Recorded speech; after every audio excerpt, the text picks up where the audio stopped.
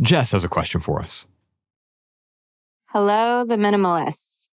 I have a question for you. I am a writer and I also sell vintage clothes. And I usually go every 6 months and I sell to this store in Joshua Tree. And my closet has been overflowing for months now. And I know that what I really need to do is set aside some stuff that maybe is a little more valuable, but I need to do a total haul, like a massive haul, and just donate it, just get it out and donate it. And I was wondering if you have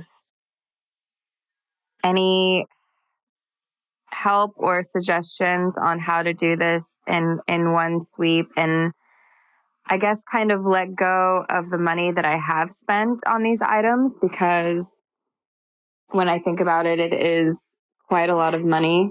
Yeah, I'm also recently sober, so these projects are important to me right now in my doing sobriety again in my life. So yeah, thank you. You guys are amazing, and thanks so much.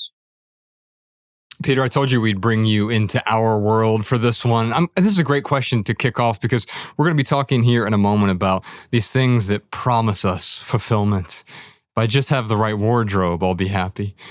That didn't work. I just need a different wardrobe. And now it's not trend anymore, so I need the new wardrobe. And then it extends beyond the wardrobe, obviously. We can stick to clothes for this one, though, because there are two questions I want to address here. The first one is, how do I let go of the money I spent on all of this excess stuff? Right? And the other question is, how do I get rid of my clutter quickly? Because those are two separate questions here. And if we start with the money one, I think that's an important observation here. When you look in your closet, or you look in your cluttered home, you look in your garage, you look in your basement, you look in the attic and realize that all that clutter used to be money. I spent money, or I went into debt to buy all of these things. You already learned that lesson. Hold on to that lesson and carry it forward. Don't forget that lesson, because then what'll happen? You'll reclutter the space after decluttering. As you know, clutter is a physical representation of poor decisions. Now, it could be a poor purchasing decision, like you bought this and you got it home and it was a mimetic desire. It wasn't my desire, but it looked so good in the advertisement. I thought it would make me happy. It didn't work. I made this poor decision. Or it might be I really got value from that material possession. I'm not getting value from it anymore, so I make the poor decision to keep holding on to it into its obsolescence. And that is a poor decision, continuing to hold on, to continue to cling. I saw Dave Ramsey, he often says that debt is stupid. And I think clutter is the new stupid. Holding on to things that get in the way. Because by definition, clutter is just things that get in the way. If it doesn't get in the way for you, it doesn't matter how much stuff you have. You can be a maximalist and be super intentional with all of your items. It's not clutter. It doesn't get in the way. You might really like those objects. But then you give that stuff to me and it gets in my way, and it is clutter. So TK, I'd love to start by talking, because I want to talk to Peter about the dissatisfaction piece, but I want to talk about the money and the sunk costs. What would you tell Jess about letting go of all that money she spent on all of this excess stuff? Yeah, I think it's important to make the distinction between money and wealth. I see money as a symbolic representation of creative power. The money that I have, the money that you have, is the fruit of your labor or someone else's. And it represents in a tangible way our capacity to use our talents, our energies, our ability to create results that we desire. And in a similar way where you say, like the law of conservation of mass and energy, right? Where energy is neither created nor destroyed, simply changes form. We can also say that wealth is never lost. It's simply exchanged from one form to another. So you had money, and that money was a symbolic representation of your wealth, your creative power. And you exchanged that for a different kind of wealth, which was the clothing, because at that time you valued that more than the money that was in your possession, because that clothing represented the way you wanted to feel, the experiences that you wanted to have, the way you wanted to show up to your world, and so on. And now you've gotten to a place where you kind of see the clothing just like you saw the money before. You say, I don't want this wealth anymore. I want to exchange this wealth for a new form that I will enjoy more. And if you want, you can mingle that with your labor and turn it back into money, or you can do a million other things with it. And what you've decided to do is you said, I like the way it feels best to give this to other people who need it. So the way that you feel good about that is to realize what you're truly doing. You are gifting other people your wealth. You never lost it. You had it in the beginning. You changed it from one form to another. You still possess it. You can do with that whatever you want with that. You can change it back to money, but you are choosing to give it to someone else. And so I would sum up how much I spent on those clothes. Maybe it's $1,000. Maybe it's $20,000. And I would look at it for what it really is. You're about to give away $20,000 to people who need it. And if someone were to say to me, how do I give away $20,000 to people who really need it and feel good about it? I would say, just repeat what you said to me and really think about what that means. That's an amazing thing that you're doing for someone, and you don't even have to do it. Peter, I'm going to talk to Jess in a moment about the process of letting go more quickly, because it's difficult. We feel overwhelmed by the stuff. The average American household has 300,000 items, and that's why none of us start decluttering, because I don't even know where to start. So I'll just get to it tomorrow. Why do it today when I can do it someday, right?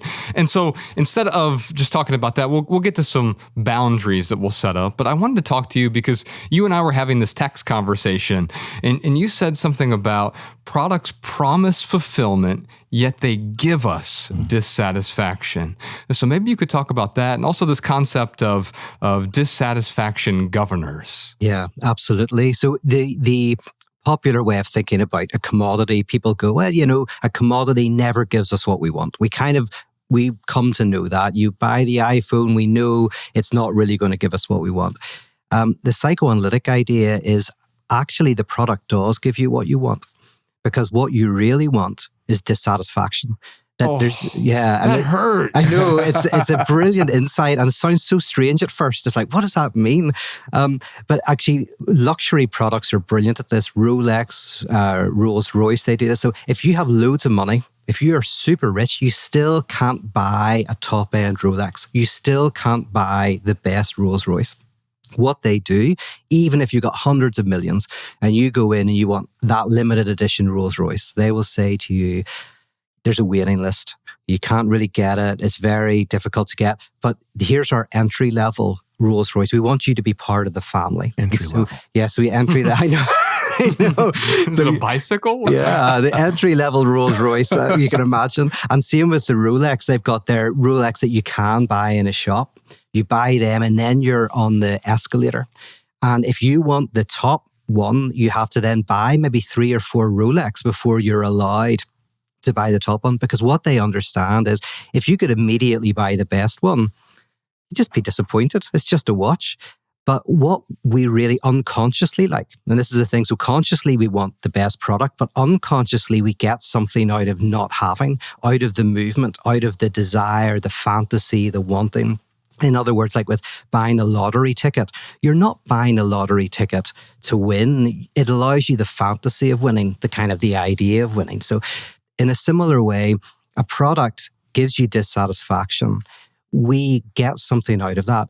But as I say, in a disavowed way, we don't realize it. We don't realize it. So we're getting something out of it feeling. And so we want the new iPhone, the new thing. The trick, and this is the difficult trick, is can we directly enjoy the dissatisfaction? Can we directly enjoy not having? One example of this happened to a friend last year. Friend of mine, she wanted a sailboat, a small sailboat, and she did all the shopping around and she found a place, and she found this old grumpy guy who was going to sell the sailboat. And when they met up, they started talking, and he kept telling her how she wouldn't really want a sailboat. He said the 2 happiest days of a man's life when he has a sailboat is the day he buys it and the day he sells it. And they had this conversation back and forth. And what became obvious is he liked the fantasy of having the money for the sailboat, and she liked the fantasy of having the sailboat. But she didn't really want the sailboat, and he didn't really want the money. He enjoyed complaining about having the sailboat. That's what he was enjoying. And she enjoyed looking at a sailboat and fantasizing what it would be like. And at the end of the conversation, they both walked away. He still had the sailboat. She still had the money. They were directly enjoying what they didn't have. That for me is the ultimate minimalist move, is to enjoy the dissatisfaction. When you're able to do that, I think it frees you from this frenetic escalator that advertising tries to get us on. Yeah, I think there's something about seduction there that you're talking about. One way to look at seduction is to promise something that can't possibly be delivered. Yes. And we see it especially in the most glossy ads. It's super slick and corporatized, and it makes us want that. Yeah. Whenever we do our live events, we do a monthly event in Southern California called Sunday Symposium. And what I've recognized there is when I ask people, like, define what, actually, you know what? I tell you what, paint a picture of a successful person. If I were to show you a picture of a successful person, what do they look like? And it's always the same. It's an iteration of the same person. It's usually a guy wearing a really nice suit or really nice clothes in front of a really nice car, that's in front of a really nice yacht, that's in front of a really nice mansion, and maybe they're wearing a really nice watch. And there are other sort of trappings of success that show up there. And there's nothing inherently wrong with any of those things. There's nothing wrong with a Rolls Royce. I wonder if Osho had 92 of the starter Rolls Royces, though, or was it that maybe he worked his way up to the more advanced Rolls Royce. But it doesn't deliver to you what you want in one sense, but maybe in another sense, it is delivering what you want. You just don't realize you want the dissatisfaction. Because what happens often is and this is happening, there's what's called the trad revival, where a lot of people who we could call them primal fathers, people who have access to all of the sex and money that society can give you, are returning to traditional rules. Because the idea in psychoanalysis is actually, once you get to the top of the escalator, suddenly you don't have the dissatisfaction. You've got all the stuff, and then it doesn't work. So what keeps you on the hamster wheel is always fantasizing the next Rolls Royce. As soon as you get to the top, you kind of like suddenly, it's a terrifying thing. It's a trauma. It's the failure of success. The failure of success is you get to the top and it fails, but that allows for the success of failure. Once you hit that failure, that allows you to maybe enter into a new mode of being. Like, nobody salivates about the Bic pen. Do you have Bic pens in America? Yes. Yeah. Because the Bic pen just is done. There's no new Bic pen that comes out next year and you want to get the next one. And so no one cares about the Bic pen because it doesn't give you dissatisfaction. It just does what it does. Something I've noticed, and they do this in Europe as well, but very much in LA, is somebody must have had this idea of like, can we have an orange juice and we just make it a lot smaller, put it in a tiny shot thing, and then charge a couple $1 more. And weirdly, so now you go into these juice shops and they've got shots, literally shots. And what makes them so valuable is like the size of them. As soon as you put a limit, make something small, limit it, it becomes almost more valuable. Whereas, water that comes from the tap, again, nobody's obsessed with that because there's no limit to it. As soon as, and even like, I really like the little cans of Coke that you get on airplanes because they're tiny. Like, almost like the tinier they are, the more limited, the more the desire. So there's something about limit, and there's something about always wanting the next thing that keeps us entrapped and enslaved.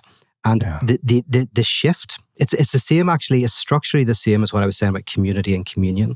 Community is ultimately focused on what you don't have, on some lack, but it's externalized into the scapegoat, into the enemy. A communion says the lack is within me. It brings the lack into it.